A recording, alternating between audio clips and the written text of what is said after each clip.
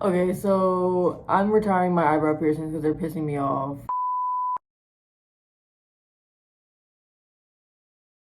Hello everyone, as you can see by the title of this video, I'm going to be talking about and sharing why I decided to retire my eyebrow piercings.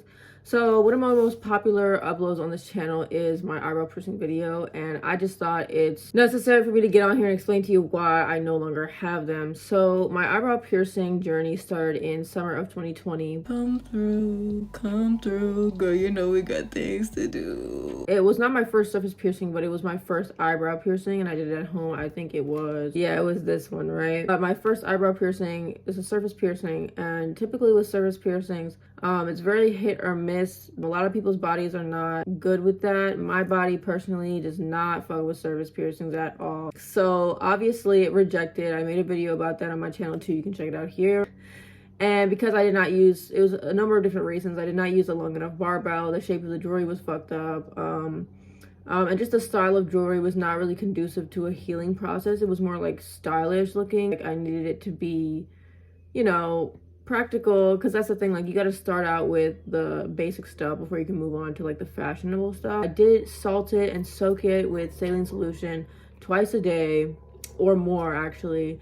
But I was still like tugging on it, pulling on it on accident because my hair is long. I have curly hair, so it would just pull on my piercing, you know, and then I do protective styles. My faux locks would pull on my piercing, and eventually it got so irritated that it just rejected. My skin closed up around the piercing, around the jewelry. So I just had to pull the jewelry out and just let it heal and just get over it. About March of 2021, I decided that I wanted eyebrow piercings again, but this time I wanted the double piercing, one on each side of my eyebrows. So this girl I used to go to high school with was giving discounts because she was doing an apprenticeship and learning how to do piercings. So I went to her and got a discount, and she did both my eyebrow piercings. This one was fine because I had already pierced it before, so there was scar tissue. But unfortunately, the right side, like because I had never pierced my right side before, the skin was never really was like symmetrical with my left side because the skin was thicker over here and skin was too thin on this side. So like the jewelry that she used, it always ended up looking kind of loose. And I think I have pictures from my Instagram of how that looked. So eventually gravity started pulled the piercing jewelry downward, and I started seeing like the barbell stick out a lot more. And eventually, like, I messaged her, the girl who did my piercings. I was like, is this rejecting? Like, should I just take it out? She was like, yeah, probably want to take it out. So I took it out. Here we go again, right? Another piercing did not work out. So I took out the eyebrow piercing on my right side, let that shit heal. Left side was perfectly fine, like I said, because I had scar tissue beforehand, so it did not reject. I was like, all right, lit, cool, whatever. And so I just figured I was gonna re-pierce it again myself at home later in like the fall or winter of 2021. It had been like 6 months or so. So I was like, I'm gonna pierce my right side again. So I did, I pierced it again, and it looked great. Like it was symmetrical. It was more symmetrical than it had ever been. And I was so happy. Like for a couple of months, like it looked perfect, and I'll put a picture up of how they looked. And then for some reason during the winter time, my fucking left side started acting up again out of nowhere. I don't know, I guess I got too comfortable with like how fucking like good everything was going, and so my left side, I think I started laying on it, and over time I just started developing like keloids. I developed keloid on the top and on the bottom. It was so sore and uncomfortable. Every time like I would even touch it, it hurt so bad. I literally was popping those keloids myself at home, trying to get rid of that shit. They would heal up for a day or two, but then they'd come back because I would like lay on it on accident while I was sleeping. Like, and like you can see in the video, my kilos looked so fucking bad when I took them out. I think that was like January or February of 2022. I decided finally I had enough of that shit, so I took them both out. If I can figure out what way to fucking twist this shit. Oh, fuck. Literally, look at this nasty ass mess. Oh my god. What? Oh my god. Like, it's really giving to put it back in simply so I don't have to look at that fucking mess. It's just like, I don't want to have like one and not the other, so might as well just take them both out. Even though my right side was fine, I really didn't want to just have the right side and not the left, because for some reason, like, symmetry is really important to me. So like if I had this for a long time, and like this balanced out with my opposite side of my nose piercing, and then my lip piercing was right in the middle, so it was fine.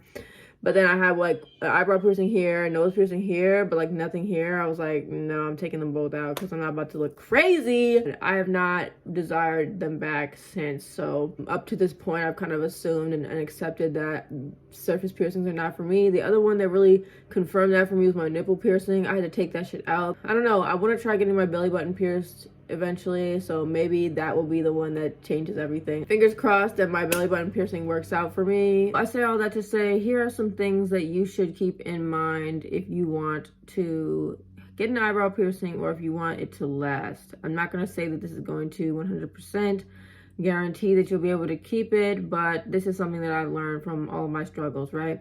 So number one, try your best not to fucking lay on your piercing. Number two, fucking clean your pillowcases weekly. Make sure that you are keeping your bed environment clean so that you're not like getting fucking bacteria from your mouth or your face or your eyes or whatever up into your piercing while it's healing. Number three, make sure that your jewelry is long enough to account for swelling. But make sure that after the swelling has gone down, you go back to your piercing professional or go, you know, look for some jewelry that is actually the right size for your piercing site, because if it's too long, the jewelry will tug on the skin, can cause it to reject, right? 4, make sure that if you're gonna do this shit at home, which I don't recommend, but if, you know, money is tight or whatever, you don't feel like paying $60 to $120 to get it done, make sure that you're being sanitary about it. And obviously, like in my videos, I'm always using sterilized needles and I'm using isopropyl alcohol and swabbing down the area before I do anything. So make sure that you do that and be safe always, okay? Number 5 is make sure that if you, you know, do makeup, make sure that you are leaving your eyebrow piercings or one or the other, you know, whatever one is healing. Make sure you leave that shit some room to breathe, because if you're constantly beating your face every day around that area, you'll easily irritate your eyebrow piercings. I know it's hard for those of us who do our eyebrows not to fucking get your eyebrow makeup or your foundation or whatever, your concealer in your eyebrow piercing site while it's healing, but that shit will really fuck you up, so don't play. So number 6, I would say number 6 is if that shit's rejecting, if your body is communicating something to you, like, please take this out, listen to it, okay? You don't want to end up having like big old scars on your face from trying to save a piercing that just told you it wasn't gonna work out. Because now let me show you right here, my ear is all fucking bent up and lopsided now because I tried to save my helix piercing. Is this helix, right? I tried to save it and my body was rejecting it, and I kept it in there and it swallowed up the jewelry, and it literally, some people end up having to get surgery because they keep wanting to hold on to their piercing. Girl, it's called detachment, right? You gotta learn to let that shit go, okay? If it's not working out, it might just not be for you. There's no shame. You can always get those little rhinestones and fucking glue that shit on for different looks that you want to have. Because I get it. Eyebrow piercings are sexy as hell. Like, don't get it twisted. Like, you know, I'm telling you firsthand, I went through this shit because I fucking love eyebrow piercings. I think they're so sexy. When I see other people with them, I'm jealous as fuck.